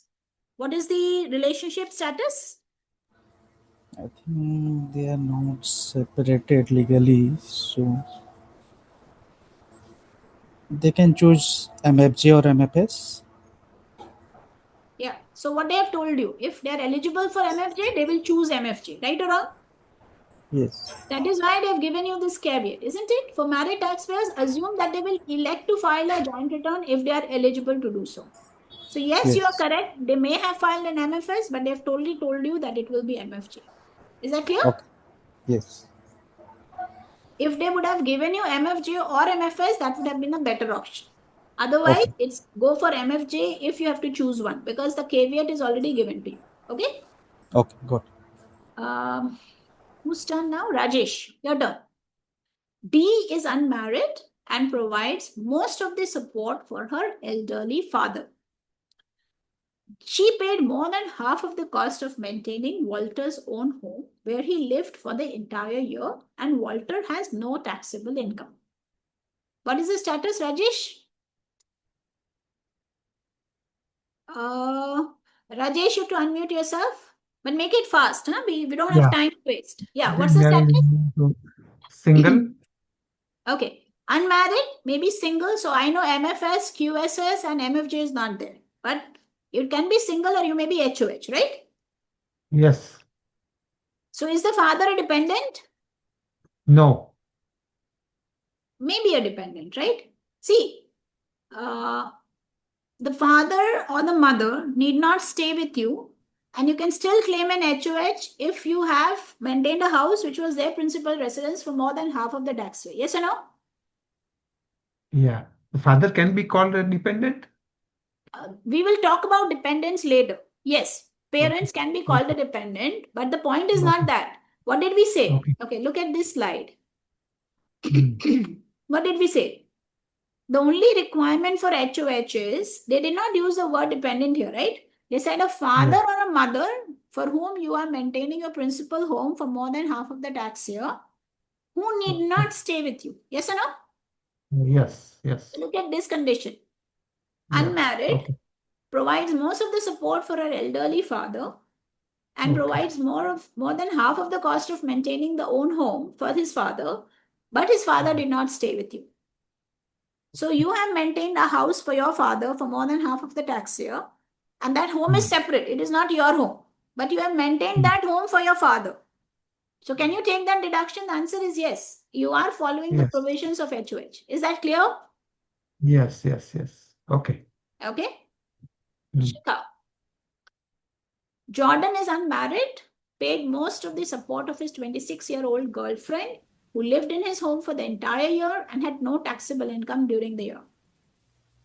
Ma'am, this will be single Why not HOH? because girlfriend is a non-blood relative who's staying So with him. it's non-blood. Even though the person is staying with you, but that person is not related to you by blood. So you cannot claim the HOH status. Is that clear? When you do dependents in tomorrow's class, we will see how you can be called, this girlfriend can be treated as a dependent for Jordan, but not an HOH status. Okay? Ma'am, it will be single. You've selected HOH. Oh, sorry. It will be single. Shwana, your turn. Yep. Nathan's wife died in June of the current year. Nathan provided all of the support for the couple's 6-year-old daughter who lived in Nathan's home for the entire year. I think married filing jointly. Very good. It's a year of death, so no question of HOH and no question of QSS because it is the year of death. Is that clear? So very smart. Vedic. Christine and her husband divorced in February of the current year. Their 10-year-old daughter lived with Christine throughout the school year and stayed with her father during the summer months. The father provided most of the daughter's support for the year. What is the mother's status? HOH, ma'am. Have you understood? Even Yes, though ma'am. 1 year. you are the custodial parent and you are maintaining your home, which for the entire tax year or more than half of the tax year is the principal raise of a dependent child who is staying with you, you become an HOH, right? Yes, ma'am. Yeah. Hanuman, your turn. Ryan and Megan were married on December 29th of the current year. Ryan had taxable wages of certain amount, while Megan was unemployed and earned no taxable income. The couple had no children or other dependents. What is the status? Married filed jointly MFG. Janvi. Rebecca's husband died during the prior year, and the couple had no children.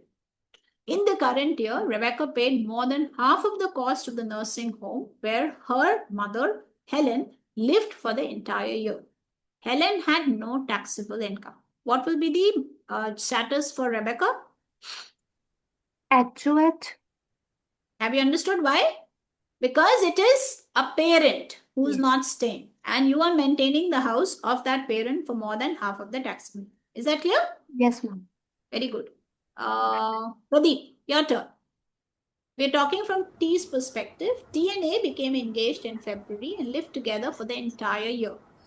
They married on January 3rd of the next year. Each had taxable wages during the current year and they had no children or other dependents. What is the status? Single only, right? Single. Cannot be anything else. As simple as that. Okay. Yes. Rajesh, your turn. P was divorced 4 years ago. During the current year, he provided most of the support for his 21-year-old daughter, a full-time college student who lived in the campus dorm during the academic year and returned to P's home during the summer.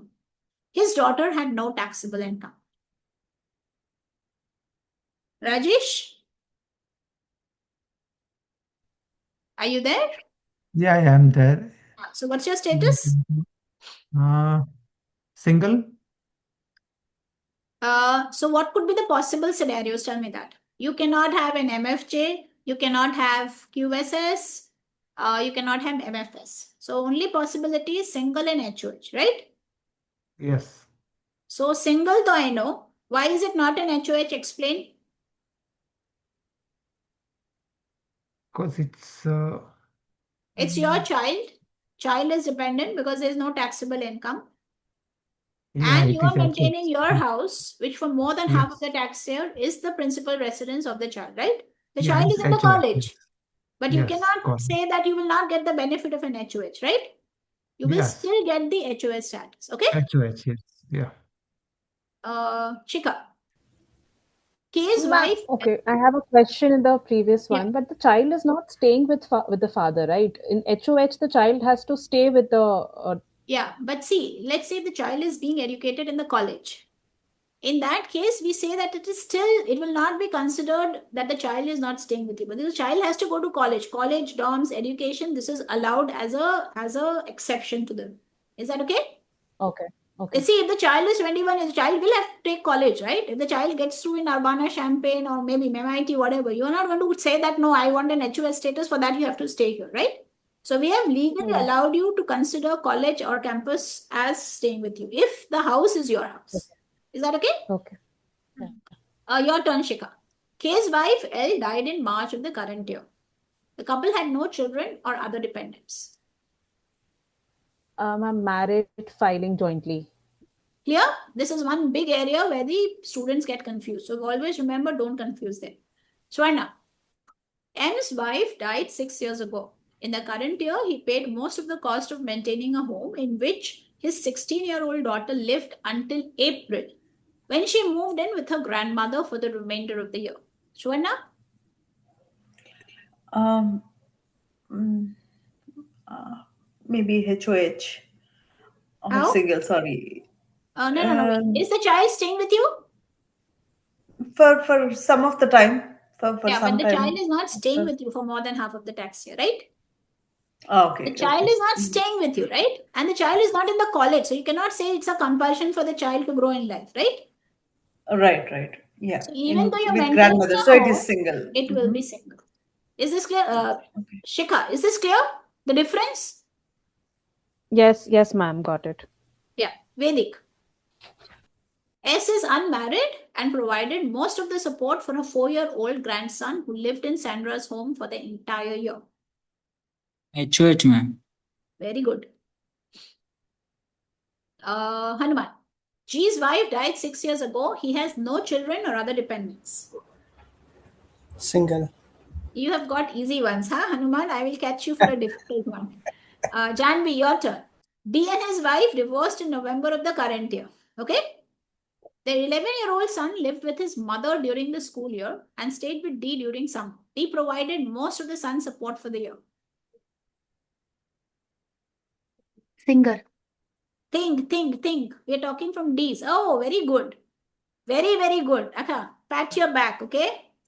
This is such a nice answer. This is not the wife's, it is the husband's return. And the husband cannot claim the HOH status. The husband cannot claim the HOH status just by providing for the support of the child. Did you think about it, Janvi?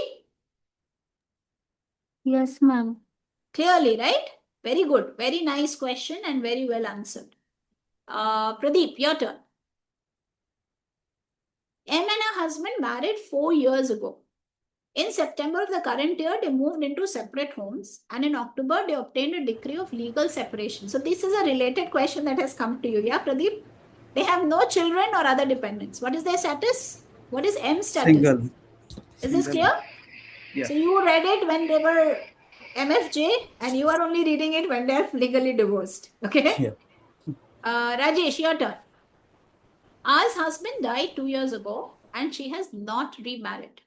For the entire current year, she maintained a home that was the principal residence of her dependent stepson, whom she supported. You have got Single. all the difficult ones. What is the Sing- status? Single. Think. थोड़ा सा शांति Yeah, से sorry, सोचो. HOH. HOH भी नहीं Because होगा. The yeah, moment there is death, your mind should get alerted, Rajesh. The moment yeah, there is death, it is 2 years after the year of death, right, Rajesh? yeah, okay. So the year of death, it is MFJ. First year after the death, 2 years after the death. It will be QSS. Have you understood? QS. Okay, yeah, But these are QSS. not easy questions. So don't be hard on yourself. The reason why we Yeah, are giving these is so that you understand the provision really well. Okay? yes, definitely. I will reread it again. It's okay. See, don't judge yourself. We are all here to learn. The only thing is, No, don't that's stop. Don't feel shy of putting questions and don't judge when you're giving a wrong question. It is perfectly okay. not at Okay? not at all. Yeah. Whose turn is it? Shikha. D, a US citizen, was married for the entire year to E, who was a non resident alien at all times during the year. They did not elect to treat E as a US resident for income tax purposes, and they have no children or other dependents. What will be the status of D?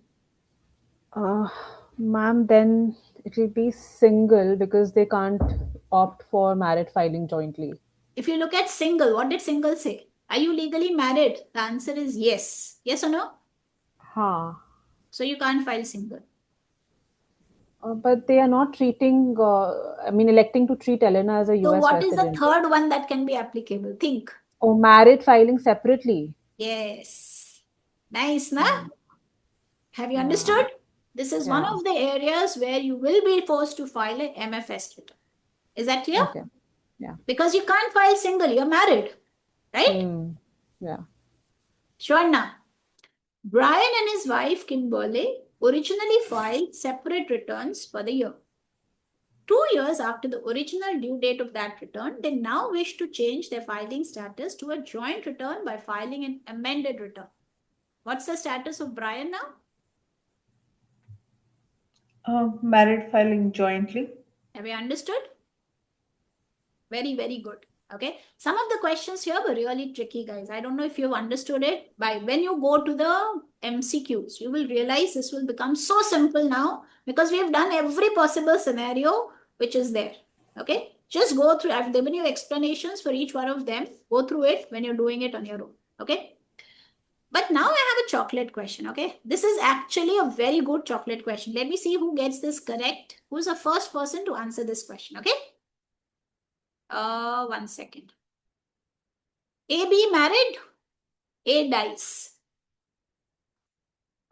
And B remarries.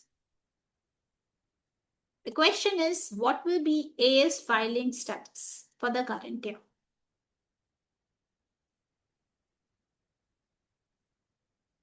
What will be A's current status for the current year? Everybody please try. Okay, everybody. I want everybody to try. This is a chocolate question. In my physical classes, I actually give chocolates. And this time, you guys, most of you are in the US or Canada. How can I give you chocolates from here? But this is a chocolate question. Everybody, please try.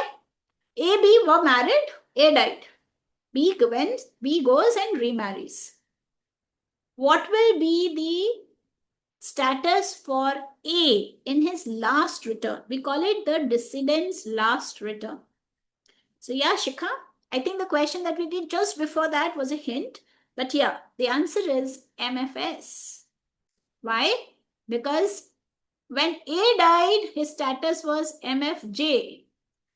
So we are not prorating. So on death, the status is MFJ. But then wife goes and marries separately.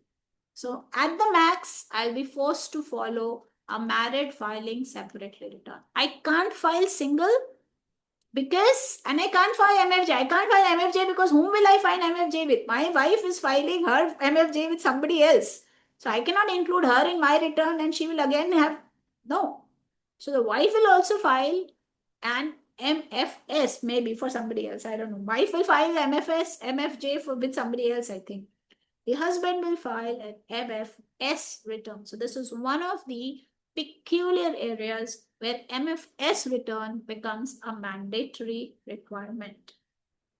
It's a very good question, okay? And even the one that I told you about the non-resident, that was also a very good question, okay? I don't expect them to give you these kind of questions, but I'm 100% sure that there's nothing beyond this that can come in your exam, okay? So now I want you to do one thing. After the class, I want you to simply, okay, you will not be able to do the MCQs from you will now, okay? I want you to wait. Let me take tomorrow's session.